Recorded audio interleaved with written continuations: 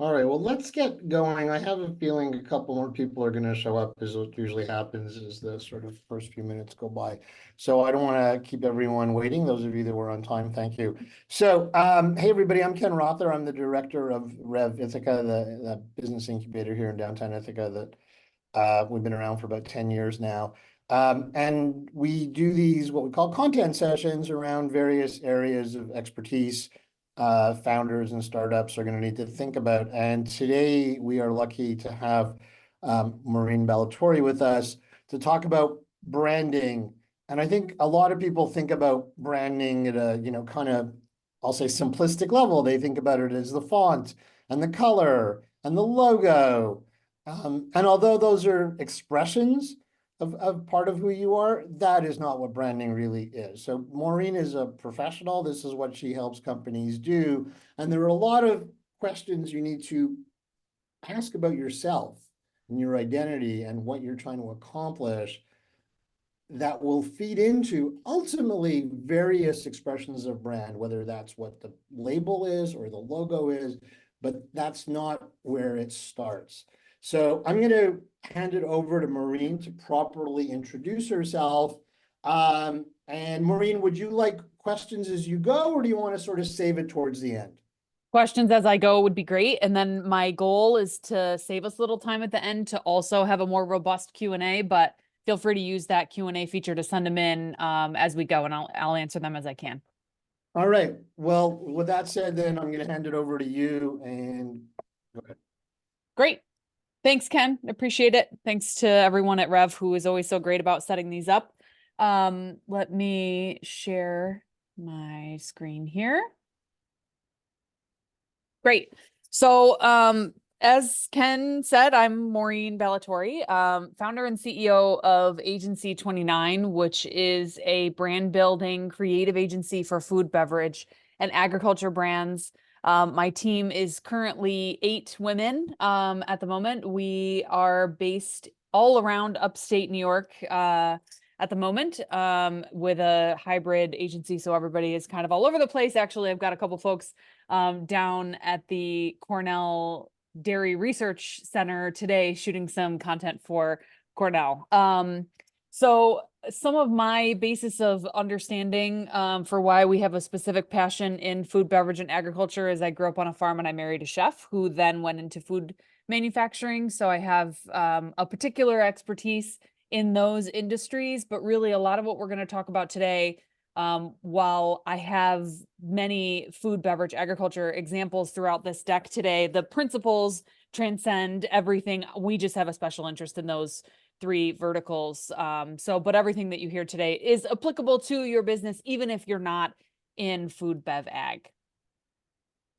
So with that, like Ken mentioned, I have a particular approach that we like to take clients through, and I like to teach when I do these sessions. And the big idea is this concept of the pursuit of interesting is how I like to frame it up. And so in an initial sort of let's get the groundwork set, I want to talk about how brand marketing is used to build relationships between products and consumers. And you'll see that thread of pursuit of interesting kind of transcend this whole thing as well. So when we talk about brand marketing and then product marketing, it's sort of like I'm just going to mute you, Ken. Thank you. It's the forest and the trees. So the brand marketing, the forest is that like big picture, the long term, it's the brand as a whole, it's the story you tell, it's the promise you make, it's the quality of your products, it's the brand promise that permeates everything that you do. The trees is the product marketing, right? So the features of your product, my product does this, my service does that. I tell you about it on these channels and so on and so forth, that is aimed at this big idea of generating product demand. And so that it's this idea of an individual product focus. So the forest and the trees, when you think about the brand and the products. And so the other key thing is none of this matters unless you know who it's for, right? It's all about who it's for. It's about creating something that has a market, that has an audience. And so where we always start is this identification of who your primary audience is, and then the rest, right? And so we specifically put it that way because it's critical to know who your core customer is, so that primary audience, right? And then you can also have additional segments in these additional audiences that are also relevant for your product or service. But having a really clear understanding of that primary audience is going to help you be laser focused on making sure that you're talking to them, that you're reaching them first and foremost. Because one of the things that we often hear from clients that come to us when we try to ask them about who their audience is before we do research to kind of back it up and confirm is sometimes we'll hear, well, everyone is my customer. You know, everyone can enjoy this. Sure, but what is their mindset? What is their ideal demographic? Who's actually buying it? Because a 4-year-old is a very different, you know, if everyone is your customer, then a 4-year-old and a 94-year-old is your customer, well, they have very different buying behaviors, right? So that's why it's so important to understand who your primary audience is, and then anything else that you can identify about additional audiences as well.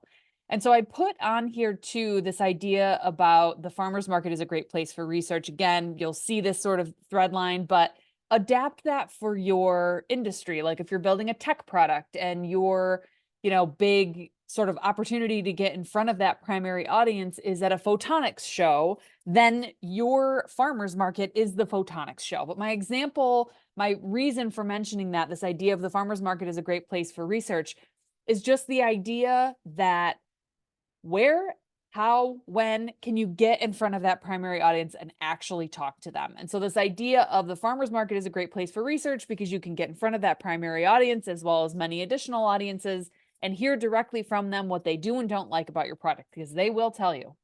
So if, you know, a photonics show or, you know, a tech conference or, you know, a gathering of industry people, right? Or your audience, anytime you can get in front of them, have conversations with them, ask them what they think, write those down. And then in this idea of the pursuit of interesting that I talked about, you also want to look for that trend line, right? What is something that I'm hearing consistently again and again? Oh, my customer likes to use this product for X. I want to weave that messaging into my marketing so that there is an understanding there about what it's for as well as who it's for. So that kind of use case, right? So in this idea of, all right, now you've got your baseline understanding of who is your audience, primary and otherwise. And oh, by the way, these slides will be shared with you after today, and the boxes are here so that you can print these slides out and jot down your notes within these blocks. So just always like to mention that. So the big idea here, you want to think about what's the goal? What do I want to be known for? Where's my opportunity to stand out? How can I engage this target customer? And so maybe it's, I want to be known for my give back, right? Like one of the things that we hear frequently from people is, I love Tom's shoes, which has a 1-to-1, you know, you buy a pair of shoes and a pair is donated. Or Patagonia, right, which is like known for their sort of bigger picture commitment to the environment and sustainability.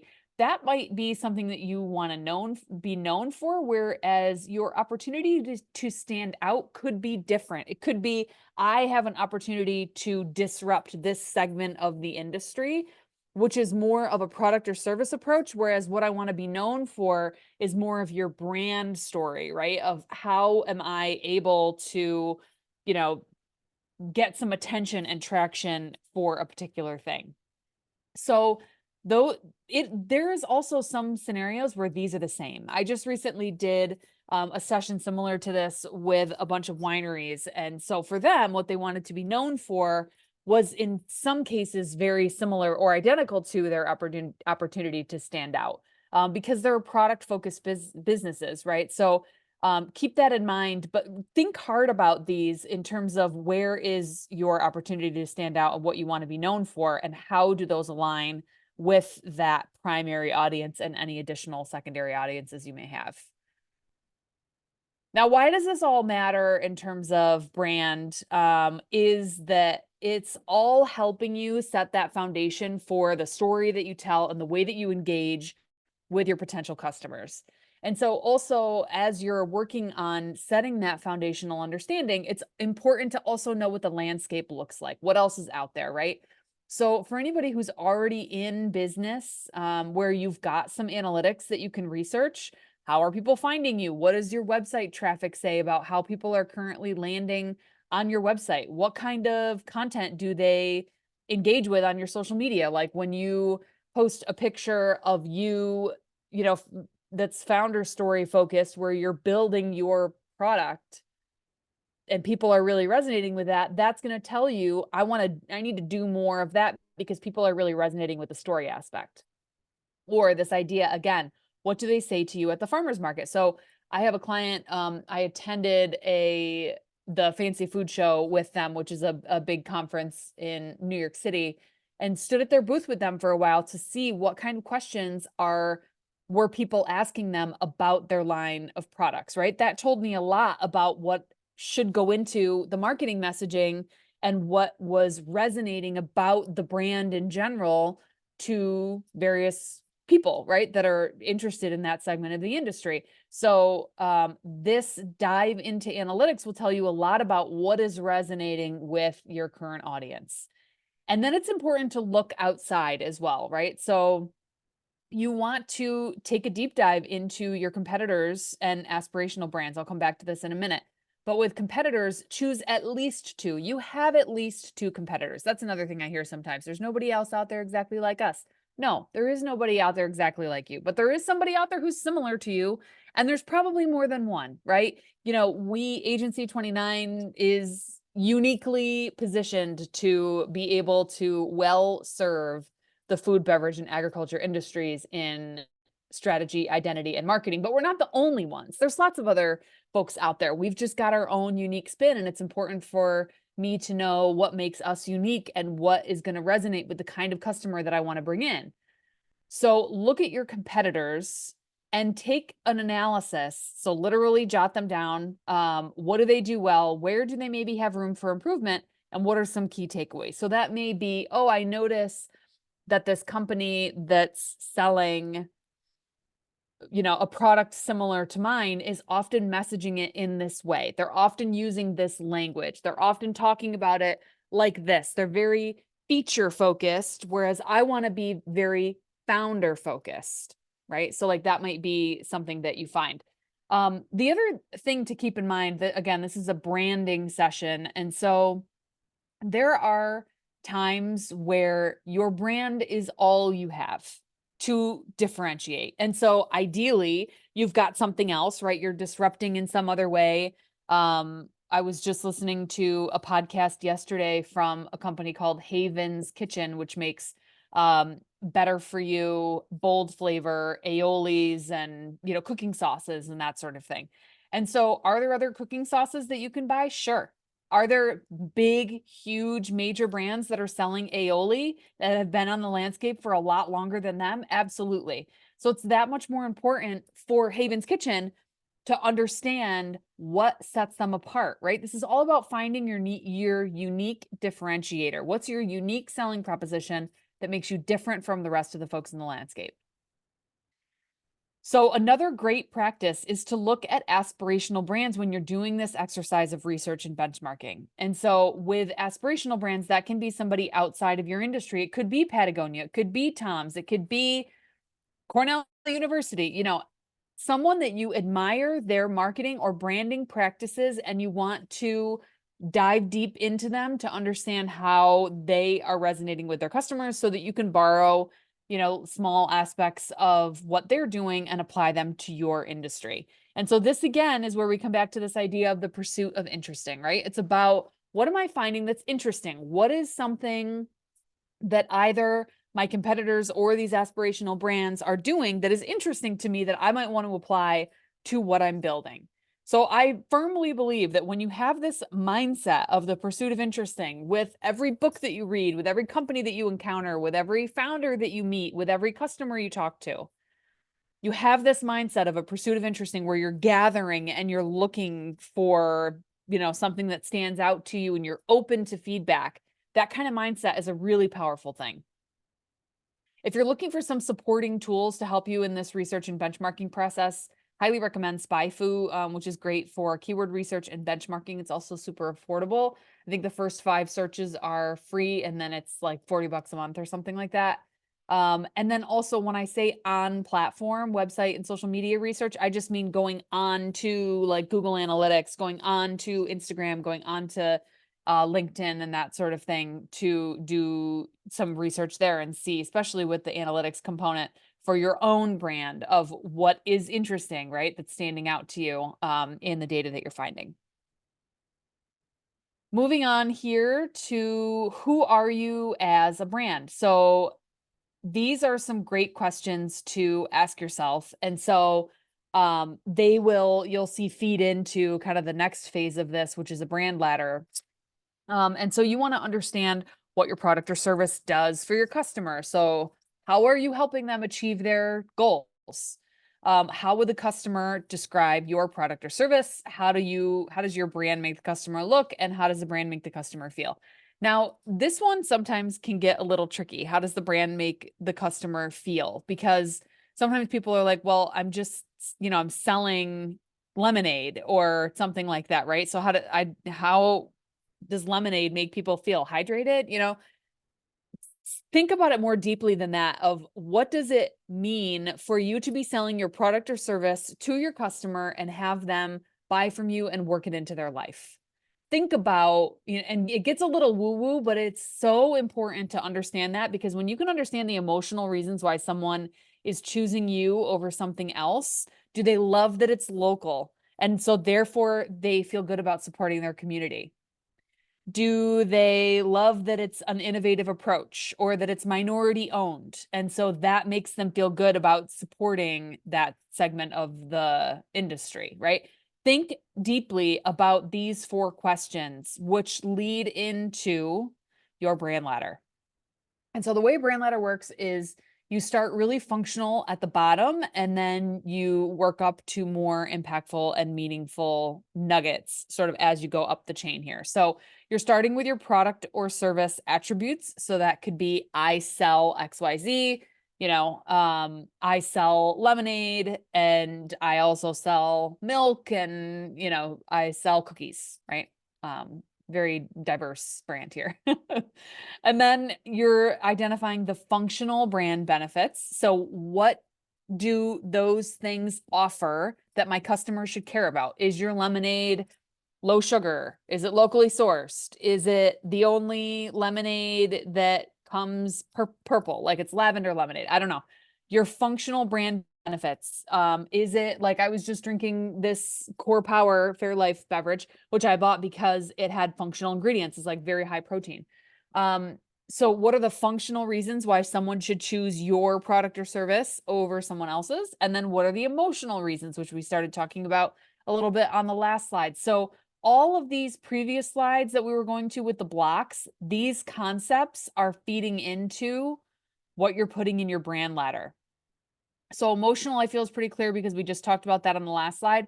Transformational benefits would be, what does your brand mean to the grander community, and sort of what big picture transformation could it have? So let's say I sell the lemonade and milk and cookies. And so the transformational benefits could be that they're all locally sourced, and therefore, like I said, impacting the local community, and they're helping to bolster and support, local communities. And so people feel good about that, right? So we're talking we're talking about, the larger impact of the brand as a whole, or we talked about Tom's with like a mission driven sort of one-to-one approach. That would be a transformational benefit where it's can transform underserving countries and communities around the world, that sort of thing, right? So you see how these are getting like more impactful as we go up the ladder.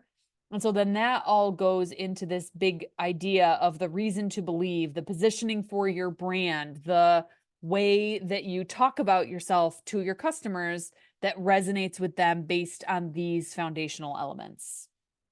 And so let's take a look at an example here. So let's say that a product or service is organic fluid milk products and specialty cheeses with innovative flavors.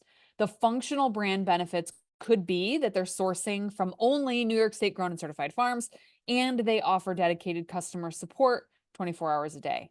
Some of the emotional brand benefits could be fifth generation farmer owner, trusted source for organic products, transformational benefits. I made some suggestions to this, right? This whole local community type of idea. And so a positioning or reason to believe for this made up company could be that for customers who fill in the blank, right? This is meant to be aligned with that primary customer that we talked about on the initial slide. Company, so XYZ made up company that I just filled this out for, solves a particular problem, identifying what that is, for the reason why the customer should care. So this feels a little convoluted. Typically when I go through it, I get a little like complex looks from people in the room when I go through this. It's a bit challenging. So let's take a look at a couple of examples. So I'm going to show you how every word in here is specifically intentionally put into this excerpt. So this is their value statement and their reason to believe or positioning. So for the laid back yet discerning wine lover, Billsboro Winery crafts dry classic European varietal wines for large and small and everyday celebrations. We are proud to source our grapes from some of the best vineyards in the Finger Lakes. So let's break this down. Laid back yet discerning says we're not pretentious. You don't have to be afraid to come in here if you don't know a lot about wine. Discerning means even if you love great wine, you can still find great wine here. Wine lover, we're speaking to emotion and how we want people to feel. Billsboro Winery is the company, right? So it's important to say who you are. What you make, so dry classic European varietal wines. And then the use case, large and small and everyday celebrations. So they don't want to be the champagne. They don't even make champagne, and champagne's only from France. But my point is, they don't want to be the champagne that you only break out like on a very special occasion. They want to be the glass of red that you have at dinner and the glass of white that you bring, or the bottle of white that you bring to a party, right? Large and small and everyday celebrations. And then this idea, we're proud to source our grapes from some of the best vineyards in the Finger Lakes.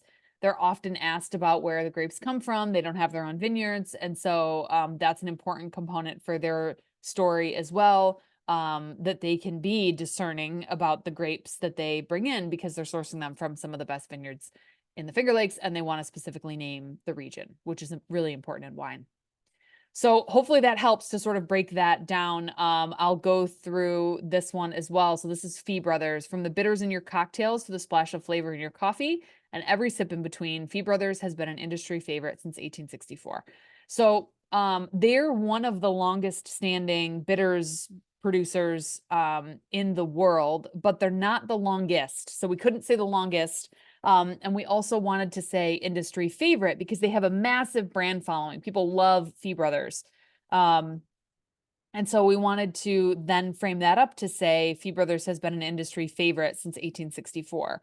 They're also most well known for their bitters, but they also make cocktail syrup or cocktail mixes, syrups for coffee and botanical waters for your midday lemonade and that sort of thing. And so that's why we started with the bitters to get that recognition and alignment, right? Which are frequently used in cocktails. And then we wanted to speak to the everyday, right? So it's the cocktails in the evening, splash of flavor in your coffee with the syrups in the morning, and then every sip that happens from the morning coffee to the evening cocktail. We're here for you, basically. So it's meant to, right? We see there's sort of a connection of use case, of emotion here, of clarity, of product reference for what they're known for, longevity, all in one single sentence.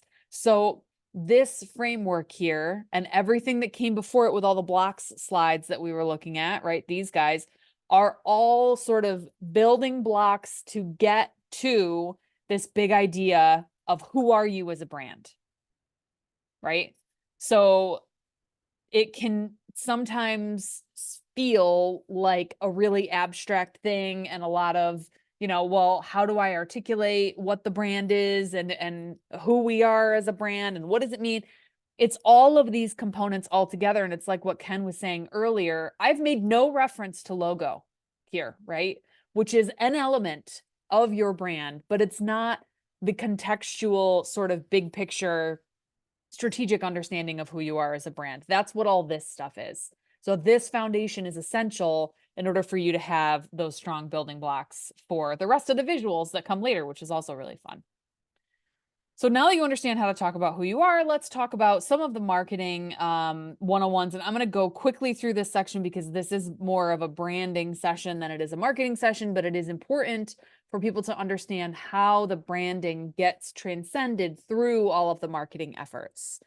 And so I'd like to start with this idea of relationship building, because like I said, it's this idea that when you know how to talk about who you are from a brand perspective, and then you're going into marketing, this idea of relationship building helps you do it sort of in the above and beyond kind of way, right? So like the 101 is you're creating a product, which is for your customers.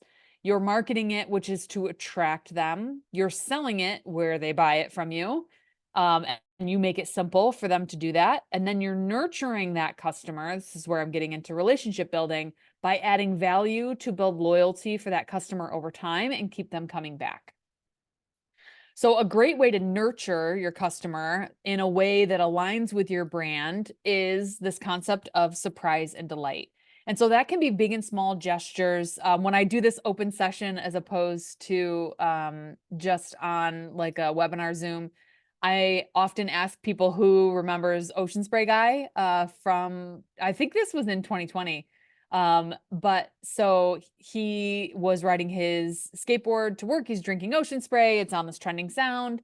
And it went mega viral. Like at the time I took this screenshot, it was almost 14 million likes on this video. And so Ocean Spray leaned into this concept of surprise and delight to make people love their brand by gifting this creator with a truck filled with cranberry juice as a thank you for the online love. Because imagine what it would have cost Ocean Spray to run a campaign that did this and got this much traction, right? It would have cost them a lot more than a truck filled with cranberry juice, I can tell you that. It also probably wouldn't have performed well as well. It performed this well because it was organic, right? Because it happened naturally and it was just something that the brand jumped onto and leaned into to help permeate their story. Chewy is another one. So they make pet products, if you're not familiar.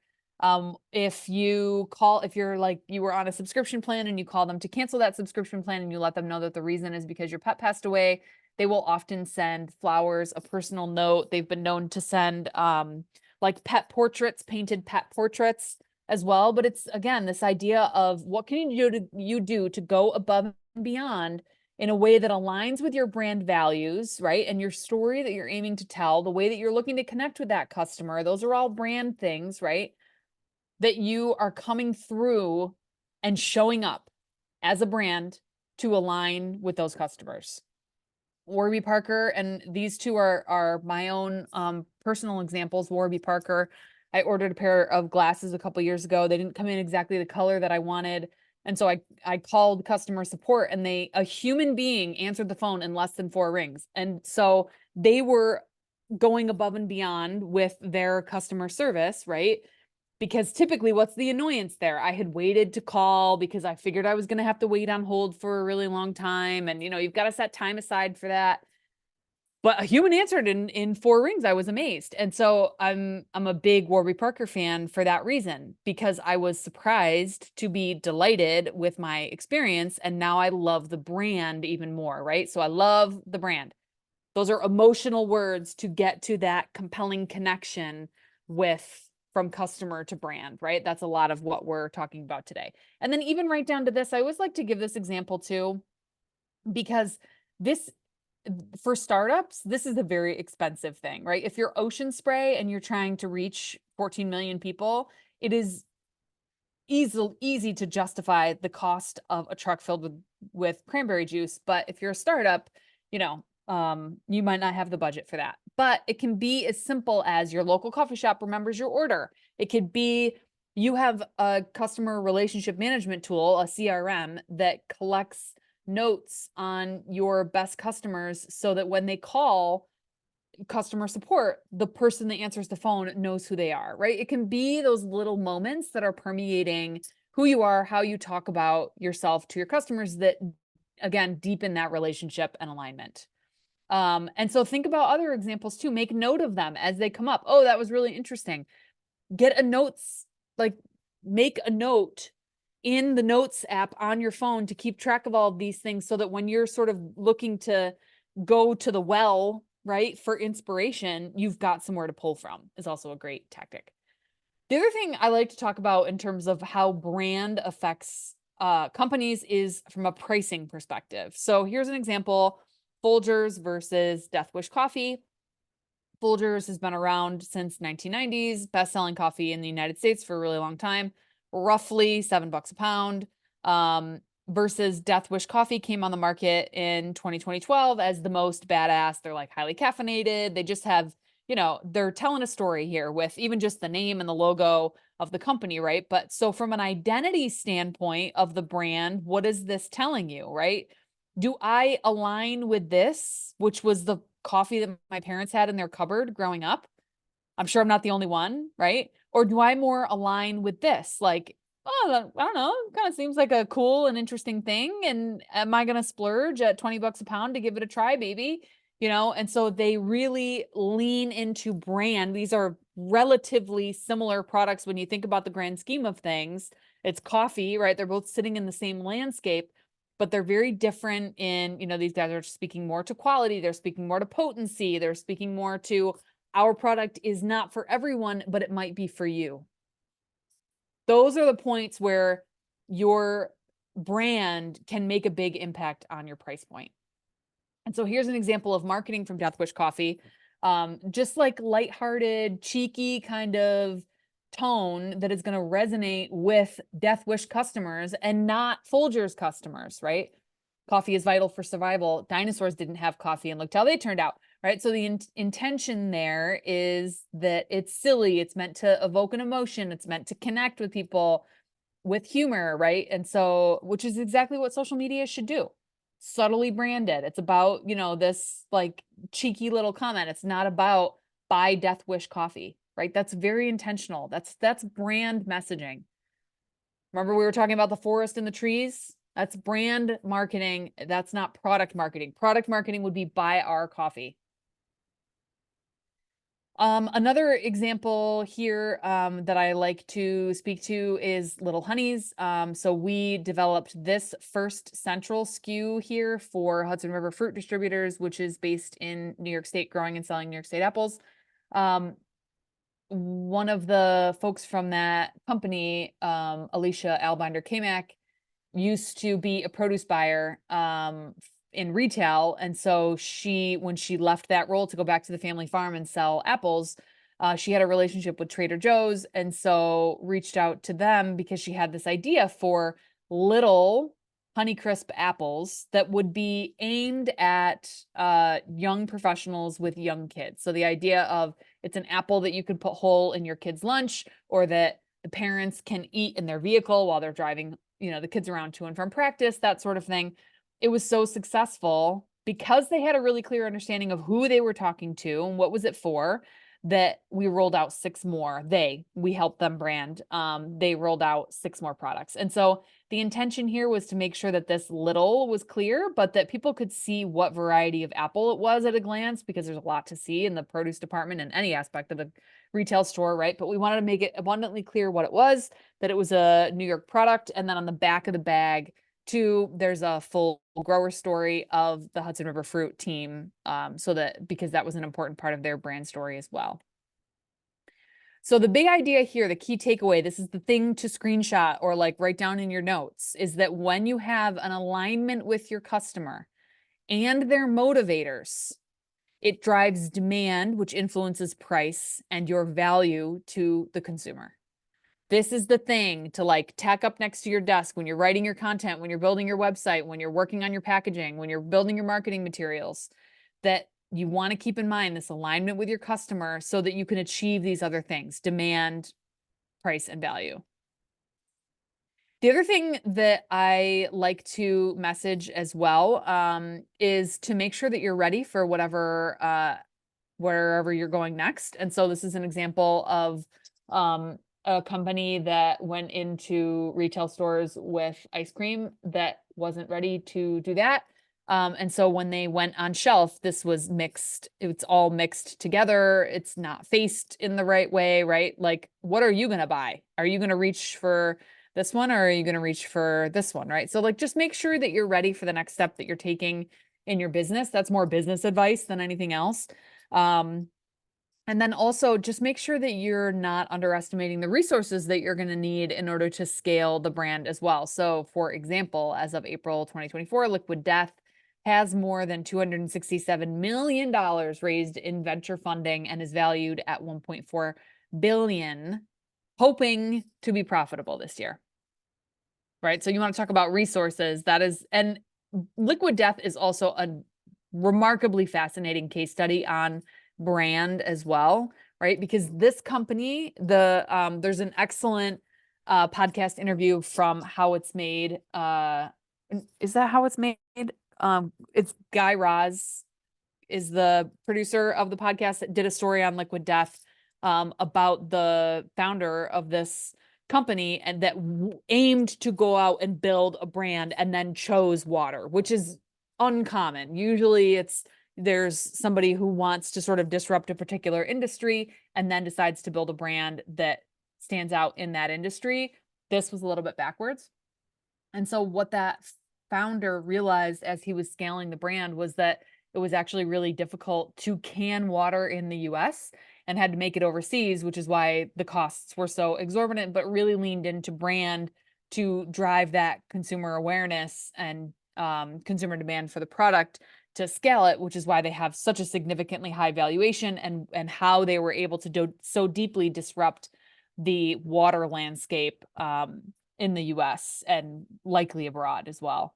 Another great story of a really strong brand that spent a ton of money to build a very strong brand is AG1, Athletic Greens. So they did a ton of brand marketing and really focused on like pushing social media ads and content development and that sort of thing, and spent millions on their like alignment marketing in that way. And that's how they were able to stand out and get so much of the market, was because of their really leaning into brand and just heavily saturating the market with content. Another great case study to look at. I wanted to add this in here as well, this idea of how your brand can and should evolve over time as your company grows, because your brand is not a static thing. It's constantly ever evolving, right? And so you want to sort of keep in mind what, again, with this idea of the pursuit of interesting, what are the things that you're finding as you're engaging with your customer, with your colleagues, with the industry? What are you finding that other people are doing that you might want to apply to who you are as a brand over time, right? So here's an example from an identity standpoint. So MailChimp started out in 2021 like this. They were just doing mail, email, evolving some of the way that some of the identity over time. Eventually they went to this, logo mark here too, that had this identity along with it, sort of evolving the chimp, right? From this cute little guy to this one, but there's a lot that's staying the same, right? He's still got the blue hat. It's still a chimp. He's still got the big smile, right? There's a lot of similarities between this and where they currently are now. But so at around this time where they went to MailChimp and this little guy here with this typeface, and then ultimately went here is where they were in 2018. And I think that they've actually made some continued updates to that as well. But this is a great example of how the identity can evolve over time while still sort of holding true to who you are and where you were initially. That's why that initial foundation is so important, and why I spend the majority of these talks on branding, talking about your customer, why you're different, what makes you unique, who your competitors are, taking a look at the landscape, knowing how you're different and how you want to talk about yourself, how you want to be perceived. Those things are what build that strong foundation for you to be able to evolve, right? That MailChimp since 2001 has not changed fundamentally who they are, but they have evolved their identity, the way that they look, the way that they feel. They're a very warm and approachable company. And I think it's one of the reasons why they've done so well is because they want to be the simple solution to email and other things, right? They started with email and they started to add some other solutions to their product line because they saw a need and they wanted to stay true to who they were with their core principles and the way that they solve customers' problems by making it easy to handle some digital marketing. Another example is Country Crock. So again, food, we love it. Who remembers this? Again, I wish this was a bit of an open session so that I could see the smiles on your faces when you think about the Country Crock tubs that your parents had all over the house. I'm sure Country Crock is still around and has evolved into this. Now, this is the new version of this guy, and we see a lot of similarities there, right? Here's the same brown in that strip there. We've still got the farm and the landscape. There's slight, similarities with this Country Crock logo here to where it was here. It's still got like the arch on the bottom, and it still has some filigree added here, right? To personality, to that typeface, right? So you can see when you compare them, you can see some of the evolution of that from this original tub, but then they were also expanding into other products. So your evolution could be in your packaging design itself for your core product or products or services in the way that you talk about them, or it could be expanding a product line to offer new SKUs that address continued customer demand. So Country Crock added these plant-based options. This one has avocado oil here. There's different versions of the original Country Crock. So they've got original here and then a calcium-rich one and then churn style and so on and so forth. But the idea being that there's room for you to expand when you understand where your sandbox is, right? What sandbox are you playing in and how can you sort of start to extend out from there with an evolution of some packaging or product. Your story can also evolve, so when Apple Computers was first around, I'm sure that they were not really thinking about this concept of think different, right? That became a big part of their story, but first it was making an easy to use computer, right? That anybody could use. And so where they are now, it's more than just computers, it's all sorts of devices, right? And so the identity has evolved over time, as has the story, to be more about the type of person that uses Apple products.